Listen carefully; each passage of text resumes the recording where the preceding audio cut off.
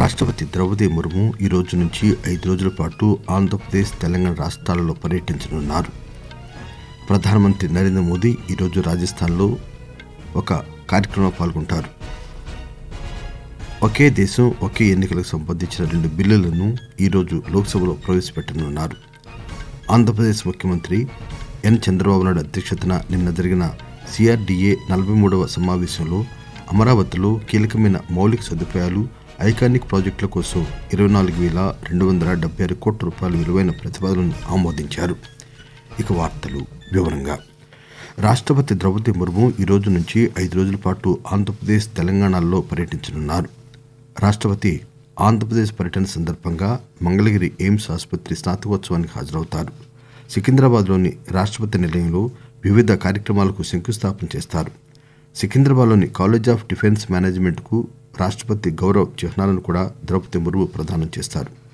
రాష్ట్రంలోని ప్రముఖ పౌరులు, విద్యావేత్తలకు రాష్ట్రపతి నిలయంలో హోమ్ రిసెప్షన్ కూడా నిర్వహిస్తారు. ప్రధానమంత్రి నరేంద్ర మోదీ ఈరోజు రాజస్థాన్లో ఒక కార్యక్రమంలో పాల్గొంటారు. రాష్ట్ర ప్రభుత్వం ఏడాది పూర్తి చేసుకున్న సందర్భంగా ఈ పర్యటన చేపట్టారు. ఈ సందర్భంగా జైపూర్లో 46,300 కోట్ల రూపాయల విలువైన ఇంధనం, రోడ్డు, రైల్వేలు, నీటికి సంబంధించిన 24 ప్రాజెక్టులకు ప్రధానమంత్రి ప్రారంభోత్సవం, శంకుస్థాపన చేస్తారు. ఒక బహిరంగ సభలో ప్రసంగిస్తారు. ఈ కార్యక్రమానికి పలువురు కేంద్ర మంత్రులు హాజరవుతారు. కాగా ప్రధానమంత్రి ప్రారంభించే ప్రాజెక్టులో నవనేర project, smart electricity transmission network, Bildi, Jodhpur, Degana, Ratangarh section railway విద్యుద్దీకరణ తదితర ప్రాజెక్టులు ఉన్నాయి. శ్రీలంక అధ్యక్షుడు అనురా కుమార దిశనాయక గౌరవార్థం రాష్ట్రపతి ద్రౌపది ముర్ము నిన్న సాయంత్రం రాష్ట్రపతి భవన్లో విందు ఏర్పాటు చేశారు. రాష్ట్రపతి భవన్కు విచ్చేసిన ప్రముఖులకు, అతని ప్రతినిధి బృందానికి స్వాగతం పలికిన రాష్ట్రపతి ఇటీవల శ్రీలంకలో జరిగిన ఎన్నికల్లో విజయం సాధించినందుకు దిశనాయకకు అభినందన తెలిపారు. మన దేశ నైబర్హుడ్ ఫస్ట్ విధానం సాగర్ విజన్లో శ్రీలంక ముఖ్యమైన భాగస్వామి అని రాష్ట్రపతి సందర్భంగా తెలిపారు. సన్నిహిత, విశ్వసనీయ భాగస్వామిగా ఉన్న శ్రీలంక ప్రభుత్వం స్థిరమైన ఆర్థిక అభివృద్ధికి ప్రభుత్వం చేసిన కృషికి భారత్ తన మద్దతును కొనసాగిస్తుందని రాష్ట్రపతి తెలిపారు. దేశంలో ఒకే దేశం ఒకే ఎన్నికలకు సంబంధించిన 2 బిల్లులను ఈరోజు లోక్సభలో ప్రవేశపెట్టనున్నారు. కేంద్ర న్యాయశాఖ మంత్రి అర్జున్ రామ్ మేఘ్వాల్ రాజ్యాంగం 129వ సవరణ బిల్లును, కేంద్రపాలిత ప్రాంతాల చట్టాల సవరణ బిల్లును సభలో ప్రవేశపెడతారు. దేశంలో ఒకే దేశం ఒకే ఎన్నికలు అనే ఆలోచన కోసం ఏర్పాటైన అత్యున్నత స్థాయి కమిటీ సిఫార్సులను ప్రభుత్వం ఇటీవల ఆమోదించింది. మాజీ రాష్ట్రపతి రామ్నాథ్ కోవింద్ నేతృత్వంలోని ఉన్నత స్థాయి కమిటీ రాజకీయ పార్టీలు, నిపుణులతో సహా భాగస్వాములందరితో విస్తృత చర్చలు జరిపింది. ఈ బిల్లు ఒకసారి చట్టంగా మారిన తర్వాత 2 దశల్లో అమలవుతుంది. మొదటి దశలో లోక్సభ, అసెంబ్లీ ఎన్నికలు ఒకేసారి జరగనుండగా, సార్వత్రిక ఎన్నికల తర్వాత 100 రోజుల్లో పంచాయతీల వంటి స్థానిక సంస్థల ఎన్నికలు నిర్వహించనున్నారు. ఇలా ఉండగా ఈరోజు దిగువ సభకు హాజరు కావాలని బీజేపీ తన లోక్సభ సభ్యులందరికీ విప్ జారీ చేసింది.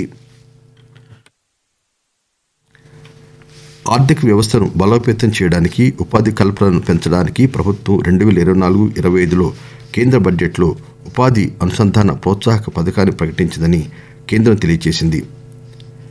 2024-25 మధ్యకాలంలో ఇప్పటివరకు 61 లక్షల మందికి పైగా కొత్త సబ్స్క్రైబర్లు ఉద్యోగుల ప్రావిడెంట్ ఫండ్ సంస్థ EPFOలో చేరారని కేంద్ర కార్మిక, ఉపాధి కల్పన శాఖ మంత్రి డాక్టర్ మన్సుఖ్ మాండవీయ లోక్సభలో ఒక ప్రశ్నకు సమాధానంగా చెప్పారు. 2020-21 నుంచి ఏడాదికి EPFOలో 1 కోటి మంది పైగా కొత్త సబ్స్క్రైబర్లు చేరుతున్నారని ఆయన వెల్లడించారు. ఆకాశవాణి వార్తలు వింటున్నారు. ఆధునిక సాంకేతికతతో సంప్రదాయ విజ్ఞానం మేళవించడం వల్ల భారత్కు ఇతరుల కన్నా ఎక్కువ ప్రయోజనం చేకూరుతుందని కేంద్ర శాస్త్ర సాంకేతిక శాఖ మంత్రి డాక్టర్ జితేంద్ర సింగ్ అన్నారు. నిన్న కొత్త ఢిల్లీలో విజ్ఞానం వారసత్వ పరిశోధన కార్యక్రమం SHRA 5 ఏళ్ల వేడుకల సందర్భంగా జరిగిన సభలో ఆయన ప్రసంగించారు. సంప్రదాయ విజ్ఞాన డిజిటల్ గ్రంథాలయం కార్యక్రమం కింద సంప్రదాయ విజ్ఞానాన్ని డిజిటలైజ్ చేయడంలో ప్రభుత్వం చేస్తున్న కృషిని ఆయన ఈ సందర్భంగా గుర్తు చేశారు. ఇది దుర్వినియోగం కాకుండా రక్షణ కల్పిస్తూ ప్రపంచ పరిశోధనలకు అందుబాటులోకి తీసుకొచ్చినట్టు చెప్పారు. జీవనోపాధి అవకాశాలతో, ముఖ్యంగా సంప్రదాయ హస్తకళలు, నైపుణ్యాల ద్వారా శాస్త్రీయ ఆవిష్కరణలకు ఏకీకృతం చేయవలసిన అవసరాన్ని కూడా జితేంద్ర సింగ్ ఈ సందర్భంగా వివరించారు. ఆంధ్రప్రదేశ్ ముఖ్యమంత్రి ఎన్ చంద్రబాబు నాయుడు అధ్యక్షతన నిన్న జరిగిన రాజధాని ప్రాంత అభివృద్ది ప్రాధికార సంస్థ సిఆర్డీఏ 43వ సమావేశంలో అమరావతిలో కీలకమైన మౌలిక సదుపాయాలు, ఐకానిక్ ప్రాజెక్టుల కోసం 24,276 కోట్ల రూపాయల విలువైన ప్రతిపాదనలను ఆమోదించారు. ఈ సందర్భంగా పురపాలక పట్టణాభివృద్ధి శాఖ మంత్రి పి నారాయణ విలేకరులతో మాట్లాడుతూ 103 ఎకరాల్లో 250 మీటర్ల ఎత్తు, మొత్తం 11.22 లక్షల చదరపు అడుగుల విస్తీర్ణంలో అసెంబ్లీ భవనాన్ని నిర్మించనున్నట్టు తెలిపారు. 42 ఎకరాల్లో 20.32 లక్షల చదరపు అడుగుల విస్తీర్ణంలో 55 మీటర్ల ఎత్తుగల హైకోర్టు భవనాన్ని 1,048 కోట్ల రూపాయల వ్యయంతో నిర్మించనున్నారు. 47 అంతస్తుల సాధారణ పరిపాలన శాఖ టవర్ నిర్మాణం 17.03 లక్షల చదరపు అడుగుల విస్తీర్ణంలో ఉంటుంది. ఇందుకు అదనంగా 579.5 కిలోమీటర్ల మేర రోడ్ల అభివృద్ధికి 9,699 కోట్ల రూపాయలు, టంక్ రోడ్లకు 7,794 కోట్ల రూపాయలు, మురుగునీటి శుద్ధి ప్లాంట్కు 318 కోట్ల రూపాయలు కేటాయించారు. వచ్చే వారంలోగా టెండర్లు పిలుస్తామని, జనవరి నాటికి చాలా ప్రక్రియలు పూర్తవుతాయని మంత్రి తెలిపారు. అమరావతి నిర్మాణాన్ని 3 సంవత్సరాలు పూర్తి చేయాలన్న ప్రభుత్వ నిబద్ధతను ఆయన ఈ సందర్భంగా పునరుద్ఘాటించారు. ప్రపంచంలోని మొదటి 5 రాజధాని నగరాలలో ఒకటిగా అమరావతిని నిలపాలని లక్ష్యంగా పెట్టుకున్నట్లు కూడా నారాయణ తెలిపారు.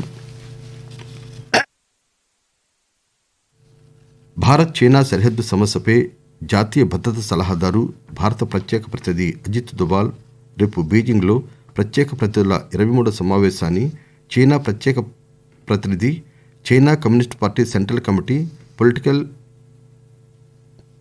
బ్యూరో సభ్యుడు, చైనా విదేశీ వ్యవహారాల శాఖ మంత్రి వాంగ్ యీతో కలిసి నిర్వహిస్తారు.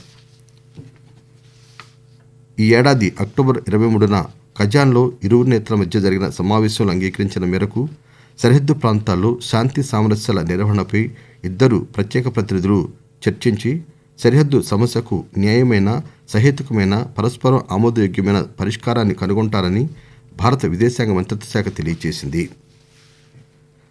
ఫ్రెంచ్ ద్వీప ప్రాంతమైన మయోట్లో చిడో తుపాను విస్తృతమైన విధ్వంసం సృష్టించడంతో వందల మంది చనిపోయి ఉంటారని ఆందోళన చెందుతున్నారు.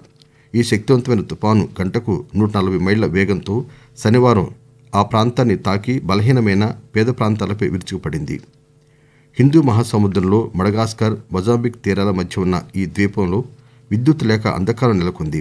ఇందువల్ల 20 మంది మరణించారని అధికారులు ధృవీకరించారు. స్థానిక అధికారులు బాధితుల సంఖ్య వందలు, వేల సంఖ్యలో ఉండవచ్చని పేర్కొన్నారు. ఈ తుపాను బాధితుల గౌరవార్థం జాతీయ సంతాప దినాలను ప్రకటిస్తామని ఫ్రాన్స్ అధ్యక్షుడు ఇమాన్యుయల్ మెక్రాన్ తెలిపారు.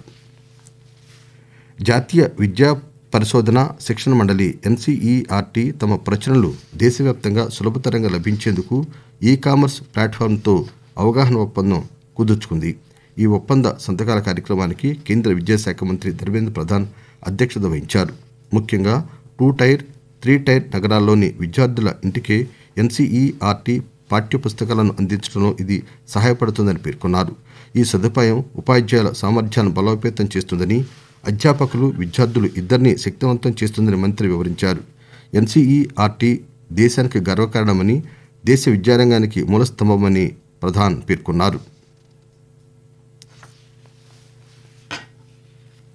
2024-2025కి సంబంధించి మొదటి విడత గ్రాంట్ల కోసం అనుబంధ డిమాండ్లపై లోక్సభ నిన్న చర్చను చేపట్టింది. 87,762 కోట్ల రూపాయలకు పైగా స్థూల అదనపు ఖర్చు చేయడానికి ప్రభుత్వం పార్లమెంటు ఆమోదం కోరింది. వీటిలో రుణాలు, వడ్డీ చెల్లింపుల వంటి వాటి కోసం మొత్తం 44,142 కోట్ల రూపాయల నికర నగదు వ్యయం ఉంది. ముఖ్యాంశాలు మరొకసారి. రాష్ట్రపతి ద్రౌపది ముర్ము ఈ రోజు నుంచి 5 రోజుల పాటు ఆంధ్రప్రదేశ్, తెలంగాణ రాష్ట్రాల్లో పర్యటించనున్నారు. ప్రధానమంత్రి నరేంద్ర మోదీ ఈరోజు రాజస్థాన్లో ఒక కార్యక్రమంలో పాల్గొంటారు. ఒకే దేశం, ఒకే ఎన్నికలకు సంబంధించిన 2 బిల్లులను ఈరోజు లోక్సభలో ప్రవేశపెట్టనున్నారు. ఆంధ్రప్రదేశ్ ముఖ్యమంత్రి చంద్రబాబు నాయుడు అధ్యక్షతన నిన్న జరిగిన సిఆర్డీఏ 43వ సమావేశంలో అమరావతిలో కీలకమైన మౌలిక సదుపాయాలు, ఐకానిక్ ప్రాజెక్టుల కోసం 24,276 కోట్ల రూపాయల విలువైన ప్రతిపాదనలను ఆమోదించారు. ఆకాశవాణి వార్తలు ఇంతటితో సమాప్తం.